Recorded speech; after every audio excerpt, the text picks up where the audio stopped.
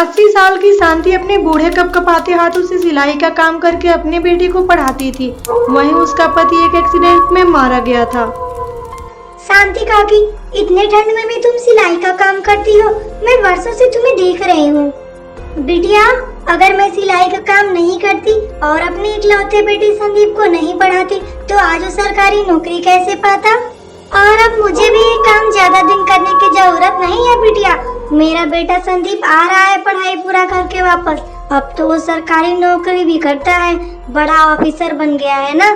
कुछ दिनों बाद संदीप घर तो आ जाता है, लेकिन एक शहरी बहू को साथ लेके आता है। जीता रहे मेरे बेटा, लेकिन तुम्हारे साथ ये लड़की कौन है? इसे तो मैं पहली बार देख रही हूँ। मैं किट्टी है, तुम्हारी बहू। मेरी बहू? अरे हाँ माँ, मैं और किट्टी एक ही कॉलेज में पढ़ते थे और मुझे किट्टी बहुत ही अच्छी लगती थी, इसीलिए मुझे इससे प्यार हो गया और मैं इससे शादी भी कर लिया हूँ। कोई बात नहीं बेटा, ठीक है, तुम लाख गलती करो, लेकिन मेरे बेटे तो तुम ही हो ना। और तुम्हारे अलावा मेरे इस दुनिया में है ही कौन? तो ये बहू मुझे बहुत ही पसंद है। आओ बहू, अंदर चलो। डार्लिंग, तुम तो बोलते थे कि तुम्हारी माँ एक घर में रहती है, लेकिन ये तो झोपड़ी है और इसमें जगह जगह छेद भी है। सारी ठंडी हवाएं घर में आ रही है।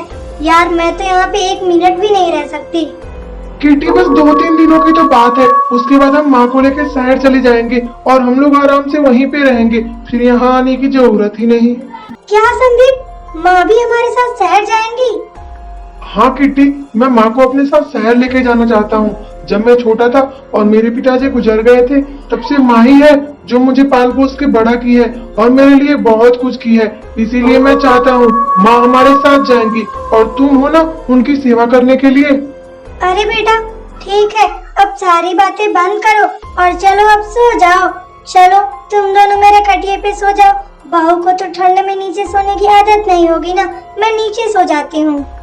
अगले दिन सुबह होती है और माँ, बेटा और उसकी बहू तीनों शहर की तरफ चल देते हैं, क्योंकि शहर में संदीप ने एक बहुत ही बड़ा घर लिया था। संदीप अपनी माँ शांति और अपनी पत्नी को वहाँ पे छोड़ के उसको काम के लिए जाना रहता है अमेरिका, तो वह इनको बता के अमेरिका चला जाता है। यहाँ शांति की बहू किट्टी रोज एक नया उपाय सोचती है कि कैसे अपने सास को यहाँ से भगाया जाए।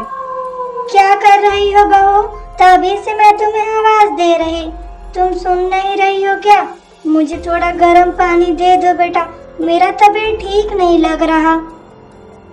क्या आपको गर्म पानी चाहिए? एक तो चोरी की है, ऊपर से मेरे साथ आके नौटंकी दिखा रही है। आपने मेरे गहने चुराया है ना? सच सच बता दीजिए, नहीं तो मैं पुलिस को कॉल करूंगी और आपको जेल भिजवा के रहूंगी। इसीलिए बोल रही हूँ, जो भी बात है सच सच बताइए।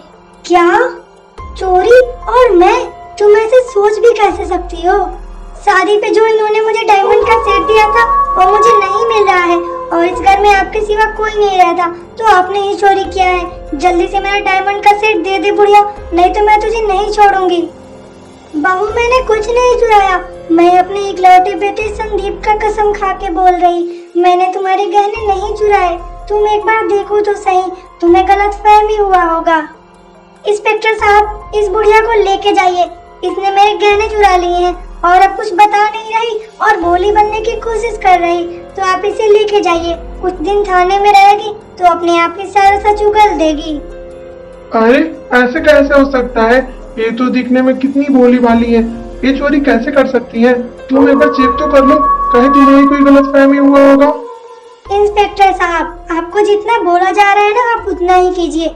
ज्यादा उड़ने और ज्यादा स्मार्ट बनने की जरूरत नहीं है, ठीक है? आपसे जितना बोला गया उतना ही कीजिए। इन्होंने मेरे गहने चोरी किए हैं और इनको गिरफ्तार कीजिए।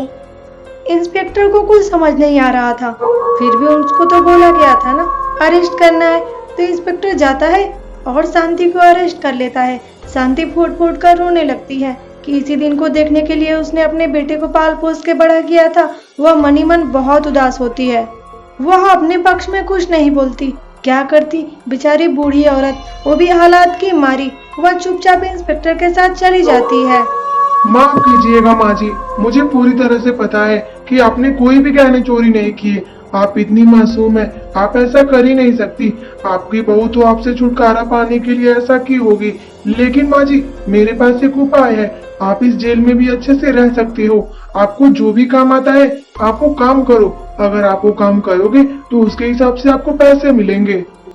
हाँ बेटा, मुझे सिलाई बहुत अच्छे तरह से आता है। मैं डिजाइन डिजाइन के ब्लाउज, सूट सलवार और फ्रॉक सिल लेती हूँ। अगर तुम मुझे एक मशीन उधार ला के दे दो और कुछ कपड़े तो मैं सिल सकती हूँ। मैं पैसे मिलेगा तो तुम्हें वापस कर दूंगी। माँ जी, आपने मुझे बेटा बोला ना, यही मेरे लिए बहुत है। मैं आपके लिए कल एक सिलाई मशीन और कुछ कपड़े लाऊंगा जिसको आप सिलना, और मैं बाजार में ले जाकर व्यापारियों को दे दूंगा। उसके बाद जो भी पैसा मिलेगा मैं आपको ला के देता जाऊंगा। शांति बहुत ही अच्छे कपड़े सिलती थी। उसे इंस्पेक्टर ने एक मशीन ला के दे दिया और कुछ कपड़े, जिसकी मदद से शांति ने बहुत ही प्यारे प्यारे ड्रेस सिले, जो कि दिखने में बहुत ही प्यारा दिख रहा था। और शांति अब बहुत खुश थी क्योंकि उसे पैसे भी मिल रहे थे। अरे बेटा सुनो, ये जो मुझे पैसे दिए हो, इसमें से कुछ पैसे तुम भी ले लो, क्योंकि उसमें तुम्हारा भी तो मेहनत है ना। अगर तुम नहीं रहते तो ये पॉसिबल नहीं होता। अरे नहीं माँ जी, ये तो आपके हाथों का जादू है जो लोग आपके कपड़े बहुत पसंद कर रहे हैं। और आप कपड़े भी तो कितने अच्छे सिलते हो, सबको अच्छा लग रहा है। सुनो माँ जी, आप एक मेरे लिए भी कपड़े सिल देना और मेरे बच्चों के लिए भी। आप बहुत ही अच्छा कपड़े सिलते हो। पूरे मार्केट में बस आप ही के लिए ऑर्डर आ रहा है। मैं सारे कपड़े लेके आऊंगा। हमेशा खुश रहो बेटा। भगवान करे हर माँ को तुम्हारे ही जैसे बेटा मिले। तुम बहुत ही अच्छे इंसान हो। तुम में जरा सा भी घमंड नाम का चीज नहीं है।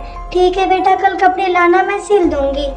किट्टी, मैं शहर से वापिस आ गया, रात भी हो गई, सुबह भी हो गई। माँ कहाँ है?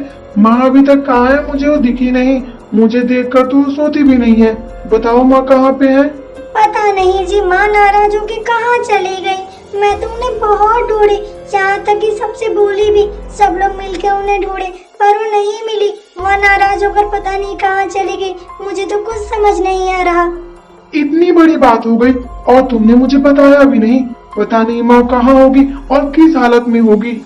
मैं ये बात बता के आपको परेशान नहीं करना चाहती थी। आप कुछ काम से गए थे, इसी वजह से मैंने सोची कि मैं आपको परेशान नहीं करूंगी। जब आप घर आएंगे तो मैं आपको सारा बात बताऊंगी। संदीप को किट्टी की बातों पे बहुत गुस्सा आया था। वो उससे बिना कुछ बोले अपनी माँ को ढूंढने के लिए चला गया। उसे ये बात अच्छी तरह से पता थी कि उसकी माँ बिना कुछ बताए कहीं नहीं जाती, या फिर नाराज तो वो कभी नहीं होती। संदीप ने जब इतना बड़ा गलती किया था किट्टी से शादी करके, तब तो नाराज नहीं हुई थी। वह मन ही मन सोच रहा था। वह चलते चलते एक बाजार में पहुंच जाता है। अरे, ये कपड़े देख के तो मुझे याद आ रहा है, ऐसे कपड़े तो मेरी माँ ही सिलती हैं। वो ऐसे कपड़े बहुत अच्छी तरह के सिल लेती हैं। फिर वो जैसे ही कपड़े के मैनेजर के पास कॉल करता है, उसे सारा सच का अंदाजा लग जाता। वह दौड़ता हुआ जाता है और अपनी माँ को देखता है जेल में, तो उसके आंखों से आंसू निकलने लगता। वह दौड़ के अपने माँ के पास जाता है। माँ, मैं तो कभी सोच भी नहीं सकता था कि किट्टी आपके साथ इतना बुरा बिहेव करेगी। अगर मुझे पहले पता होता तो शादी तो दूर की बात है, मैं तो उसे अपने मुंह तक ना लगाता। मुझे माफ कर दीजिए माँ, सब मेरे वजह से हुआ है।